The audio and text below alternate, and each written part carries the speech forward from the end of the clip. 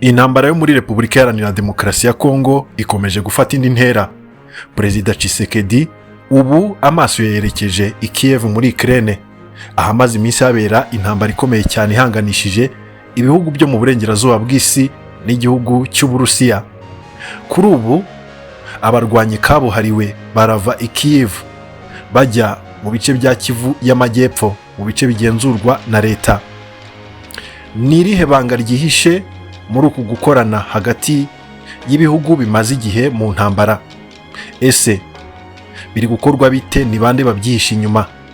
Aba bari kuva ku mirongo y'urugamba muri Ukraine bagiye guhindura iki mu ntambara igisirikare cya Kongo gihanganyemo n'umutwe wa M23? Tuza wicare ukurikira iki cyegeranyo gisobanutse kikubwira ibanga kurindi uko iyi gahunda iri kugenda. Urasuzwa nanjye Boni Buranga.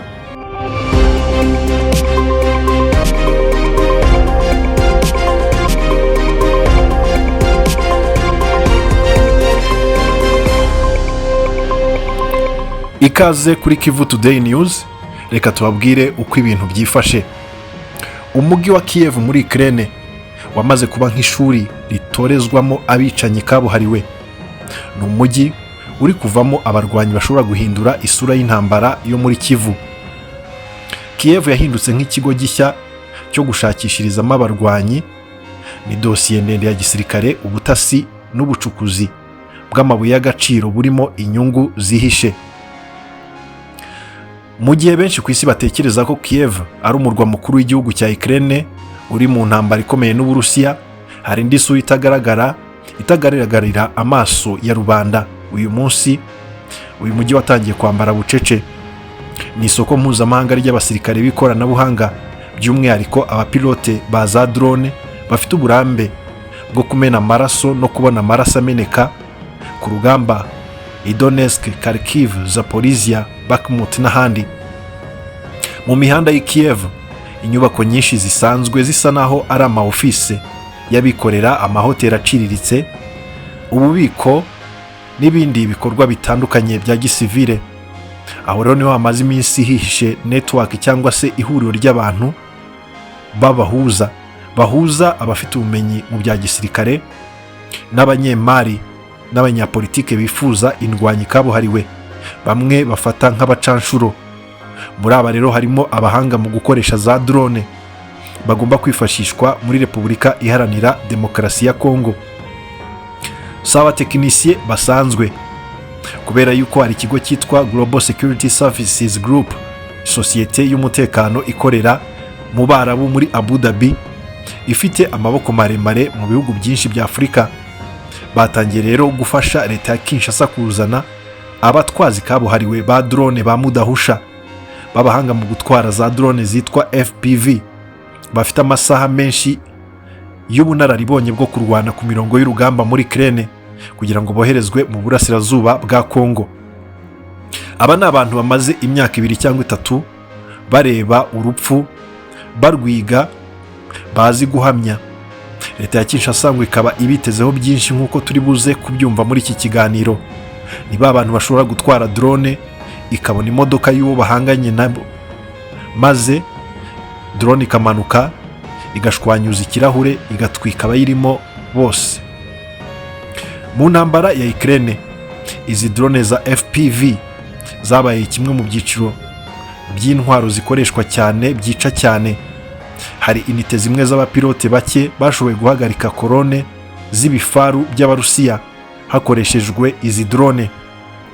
Hari ibice by'urugamba aho ingabo zitagikoresha abantu benshi, ahubwo babanza kohereza drone nka 20, 30, 40 zigatsemba ibirindiro mbere y'uko umusirikare n'umwe ahakandagira.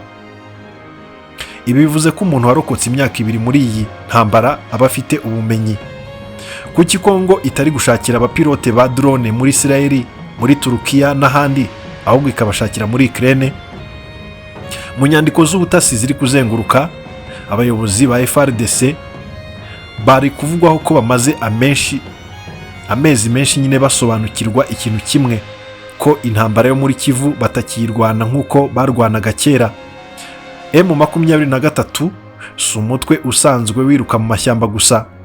M23 iri kurwana nk'umutwe ufite ikinyabupfura kiri ku rwego rwo hejuru, bafite ubutasi buri hejuru, bafite abajyanama, bafite ubunararibonye bukomeye mu bya gisirikare. Bivugwa ko mu mezi ashize M23 yazamuye cyane uburyo bwo gukoresha drone z'ubutasi, maze ibi bizahaza igisirikare cya Kongo, kuko mu ntambara yo mu kirere igisirikare cya Kongo cyasaga n'icyahumye. Iyo FARDC yoherezaga imodoka nijoro, hashiraga iminota mike hakaza mortier ikaza ikayishwanyuza. Iyo FARDC yahishaga ibisasu mu birindiro runaka, hashiraga amasaha make bikamenyekana. Iyo FARDC yateguraga kurasa mu duce runaka, M23 yabaga yabimenye mbere. Kinshasa rero batangiye gusanga hari ikibazo kirenze icy'abasirikare benshi bafite, ahubwo ari ikibazo cyo kubura amaso yo mu kirere. Ubwo rero baravuze bati, ni gute twashaka abantu kabuhariwe badufasha kuzamura intambara yo mu kirere, bafite ubumenyi n'ubunararibonye. Abajyanama ba gisirikare ba Kongo baravuze bati, niba M23 ifite amaso mu kirere, natwe dukeneye amaso n'amenyo noneho mu kirere. Ariko ikibazo ni iki? Kugura drone biroroshye muri Turukiya, mu Bushinwa, Leta Zunze Ubumwe z'Abarabu n'ahandi.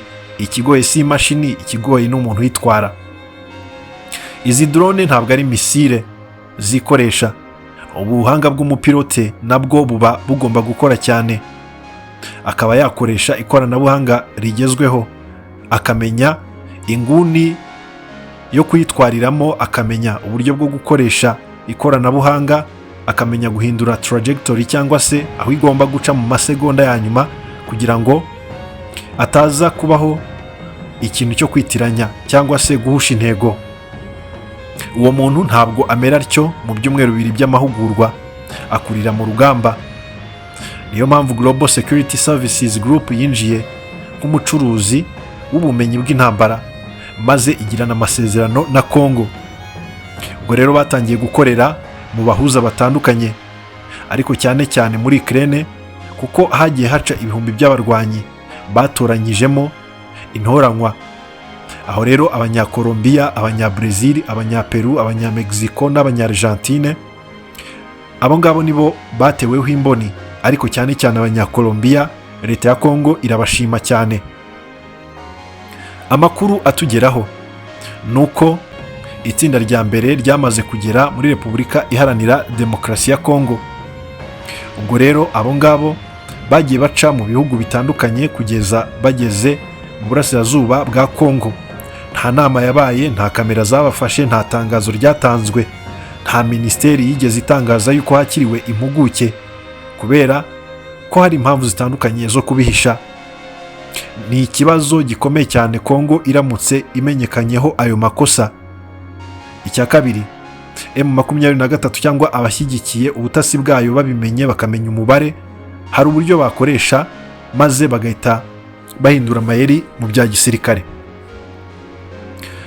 Ntabwo rero baje kwicara muri Kivu y'Amajyepfo, ahubwo baje kwiga tere ihindutse cyangwa se itandukanye niyo bari barimo. Hari imisozi mishya, hari ibicu, hari ibintu byinshi bigomba guhinduka. Mu by'ukuri rero, kugira ngo umuntu yumve uburemere bw'iki kintu Kinshasa iri gukora, agomba gusobanukirwa uburyo aba bantu bamaze igihe bakora, bakaba rero ari ba mudahusha. Kinshasa rero yasanze kugura drone bidahagije, ihita itangiza kugura ubwenge bwayo. Aha hagomba gukoramo ubutasi, hagomba gukoramo n'irindi koranabuhanga rigezweho. Aha ni ubuyobozi bwa gisirikare bwa Kongo bwafashe icyemezo gikomeye, kutagura ibikoresho gusa, ahubwo bakagura n'ababikoresha bafite ubunararibonye. Abakoreshejwe bwa mbere ni Abanya-Colombia, Abanya-Brazil n'Abanya-Peru. Aba rero batanzwe n'abahuza babizeraho ikinyabupfura ndetse no gukora mu buryo bugezweho. Ariko aba bacanshuro nabo bagejejwe muri Kongo bizezwa imishahara iri hejuru kuruta iyo bahabwaga ku mirongo y'urugamba muri Ukraine. Niyo mpamvu kuko bitangazwa na Intelligence Online, aba baje kwemera ko bagomba kuza bakajya kurya ku mafaranga amafaranga menshi cyane ari kurekurwa na leta ya Kinshasa. Perezida Tshisekedi yemera kurekura amafaranga menshi hatitawe ku kintu icyo ari cyo cyose. Aha rero niho harimo amafaranga, amabanga n'ubwiru bwo gupfa cyangwa gukira. Ugiye muri Kongo ntabwo biba bizwi ko azagaruka, kubera yuko mu by'ukuri umutwe wa M23 nawo si agafu k'imvugwa rimwe. Ntabwo bagomba kwambara imyambaro y'igisirikare cya Kongo, nta nubwo ari abajyanama b'umuryango w'abibumbye. Bazakora mu buryo bw'abahanga batoza igisirikare cya Kongo ngo bakagifasha kwiyubaka mu buryo bukomeye cyane ku ntambara yo mu kirere. Ubwo rero za misiyo bahabwa ziba ziri ibanga, amafaranga ni ibanga, kugira ngo leta igire uburyo yanabihakana bibaye ngombwa. Amafaranga bazajya bahembwa ari hejuru cyane y'ayo bahembwaga muri Ukraine. Ikindi, bagomba kwitabwaho mu buryo bukomeye cyane. Hakibazwa niba mu by'ukuri iyi mirwanire yabo izagira ikihindura ku ntambara yo mu burasirazuba bwa Kongo, dore ko za drone nyinshi za leta ya Kinshasa nabo bafatanya zigenda ahubwo zigwa mu bice bituwe n'abasivile, maze hagakorwa ibyaha byibasira inyoko muntu. Mu by'ukuri rero ibi M23 igomba kubitekerezaho. M23 yari imaze amezi ifite imirwanire iri hejuru cyane cyane mu butasi no gukoresha ibindi bikoresho by'intambara byo mu kirere. Ubwo rero M23 nayo igomba kuzamura urwego, nayo igashaka abo bakorana bari ku rundi rwego bashobora guhangana n'aba ngaba. Ariko ikibyihishe inyuma gikomeye cyane ni isoko ry'amabuye n'inyungu z'ubucuruzi. Mu by'ukuri igisirikare cya Kongo cyo kirifuza gutsinda, ariko mu by'ukuri Leta Zunze Ubumwe z'Abarabu bashyize imbere gushaka kwirira ku mitungo ya Kongo. Ahari intambara muri Kongo hari n'umutungo, ahari umutungo hari ubucuruzi, ahari ubucuruzi hari inyungu. Aya mabuye y'agaciro ya Kongo ya coltan, cassiterite, wolfram, zahabu n'ayandi, aya mabuye ari kugaburira isoko yo gukora za telefone zigezweho, za smartphone, za misile, za bateri zicagingwa n'amashanyarazi n'ibindi. No kuvuga ko ufite igikundiro kuri leta ya Kinshasa ashobora kuzarya ku mitungo ya Kongo. Niho sosiyete nk'izi zo mu Barabu ziziramo kugira ngo ibihugu byabo bibone uko byagenda bicukura amabuye y'agaciro cyangwa bigera kuri izi nyungu zo muri Repubulika Iharanira Demokarasi ya Kongo. Ubwo rero leta ya Kongo mu gisirikare cyabo bari kwiyegereza abantu babafasha kugura imbunda, amasasu n'ibindi, ariko harimo n'abahanga mu gupanga urugamba. Gusa igitangaje, intsinzi ntabwo iraboneka. Niba rero iyi gahunda yo gukoresha drone ikomeje, intambara yo muri Kivu ishobora guhindura amateka, ikubaka amateka mashya. Ubu ikibazo gikomeye si ukumenya niba aba banyamahanga barageze muri Repubulika Iharanira Demokarasi ya Kongo. Amakuru y'ubutasi agaragaza ko bamwe bamaze kuhagera, ahubwo ikibazo ni iki kizakurikiraho mu mezi 2 kugera kuri 6 ari imbere. Igisirikare cya Kongo bashobora kubona rwose uburyo bushya bwo kurwana, ariko uruhande bahanganye narwo ntawamenya icyo rutegura. M23 itangaza yuko yiteguye kurwana kugeza ku mwuka wa nyuma.